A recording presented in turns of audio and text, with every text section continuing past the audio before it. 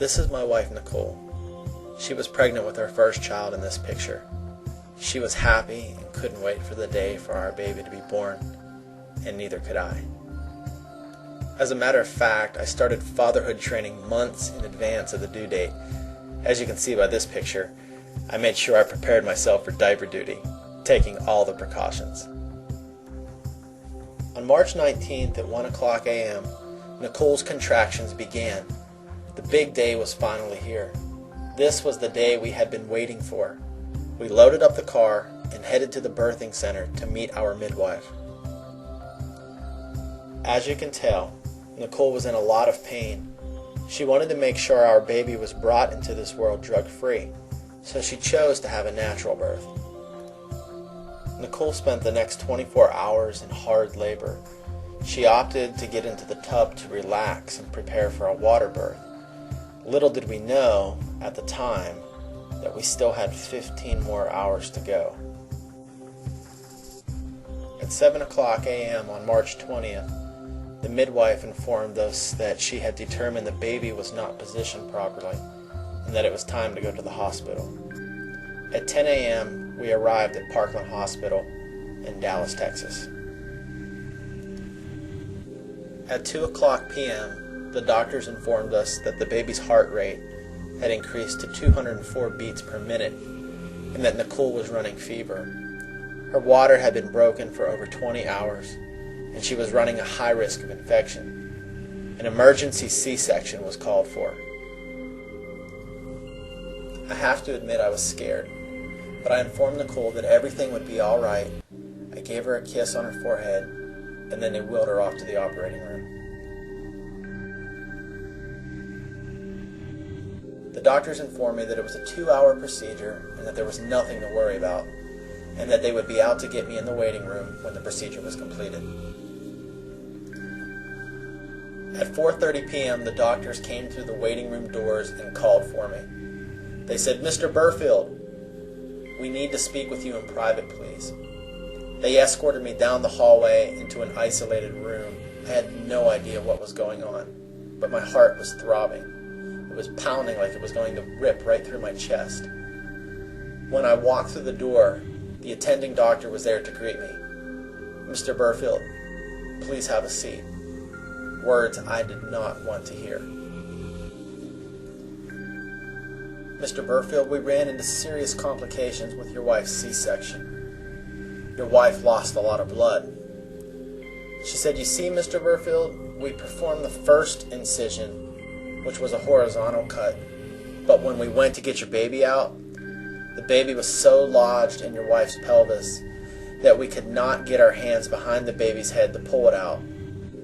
So in order to make more room for us to work, we performed a second incision, a T-cut. However, to our dismay, your baby was still severely lodged in the pelvis. So we had to invert the table and use the forces of gravity to assist us in the delivery of your baby. One person was not strong enough to dislodge the baby, so it actually took 2 doctors pulling on your baby to dislodge it. We finally got the baby out, but when we got the baby out, your baby wasn't breathing. It took us 2 minutes and 41 seconds to resuscitate your baby. However, your baby is severely bruised. The arch of the left foot is turned out due to positioning. And I'm sorry to say, Mr. Burfield, but your baby's right arm is completely paralyzed. But everyone is okay, and everyone is alive. And you're the father of a baby girl, Bailey Caroline Burfield." As you can imagine, I broke down in tears. Bailey was placed in the NICU immediately following her birth. You can see the severe bruising on her little neck. The muscle strain would later be diagnosed as torticollis, as you can see in later pictures. It broke my heart to see her like this. She's so precious, and I just wanted to take her and Nicole home. My first phone call was to my friend Ken, who was a chiropractor and my business partner. I explained to him what had happened, and he agreed to meet us at the hospital to give Bailey her first adjustment. Within 3 hours of her first adjustment, she started to move her right arm. Within 2 days, she had regained full function. The doctors said it was a miracle. I told them, "You're right. It's chiropractic. The power that made the mind, body, and spirit heals the mind, body, and spirit." This would prove to be the second of 4 miracles that Bailey would experience. The first being the regaining of her breath. The second, overcoming the paralysis of her right arm.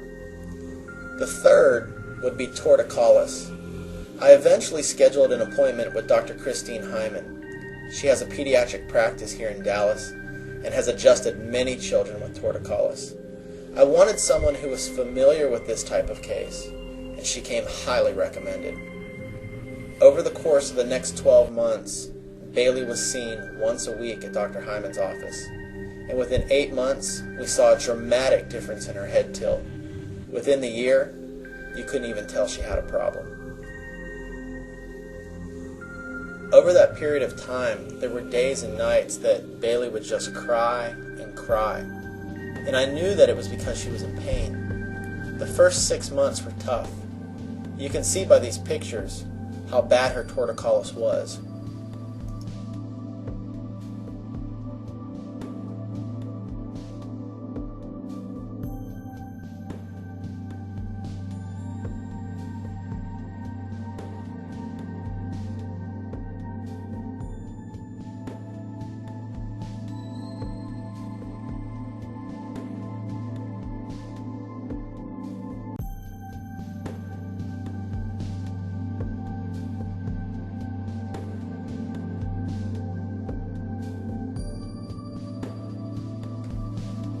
I have to admit though, there were days that I didn't know if she would ever get better.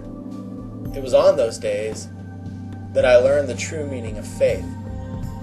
My wife and I both kept the faith, and eventually her body healed completely. And today she laughs, she plays, she runs, she skips, she jumps, and she does everything a normal 20-month-old does and more. She can count to 6, and she can count to 3 in Spanish. Bailey is a chiropractic miracle. Oh, and remember that left foot? It's healed. She's a walking testimony for chiropractic. And it is her and her alone that gives me a reason every day to wake up and gives me strength to go out there and tell the world about chiropractic. I have one message for you today, if you're still listening. Keep saving lives. Daddy dancing? That's nice. Do a spin, Daddy, do a spin. I love you. Me too. Mwah.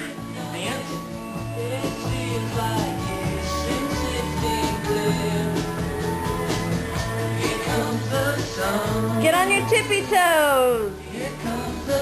Tippy toes.